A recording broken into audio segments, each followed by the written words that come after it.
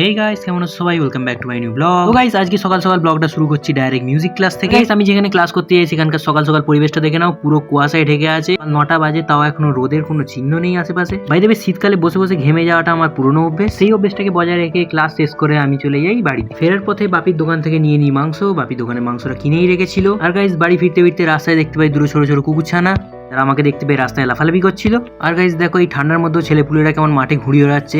যদিও ঘুড়ি উড়ছে নে, তবু ওড়ানোর চেষ্টা। বাড়ি ফিরে প্রায় 12টার সময় দেখি দাদা ফোনে মেসেজ করেছিল 11:30টায় পড়াবে, আর আমি সেটা একদম ভুলে গেছি। এবার গাইস, আমার খালি একটাই টেনশন হচ্ছে যে আমি যখন দাদার বাড়িতে পড়তে যাবো আবার দাদা আমাকে বিশাল ঝাড় দেবে। আর গাইস, আজকে যেহেতু রবিবার, তাই আজকের মেনুতে রয়েছে লাল লাল ঝাল ঝাল নরম নরম গরম গরম মুরগির মাংসের টলটলে ঝোল। আর গাইস, সন্ধ্যেবেলা আমি ঘরের মধ্যে এদিক ওদিক ঘোরাফেরা করছিলাম, তার মধ্যেই হঠাৎ আমার চোখ পড়ে এইটার উপর। হ্যাঁ গাইস, এটা আমার প্রিন্টার।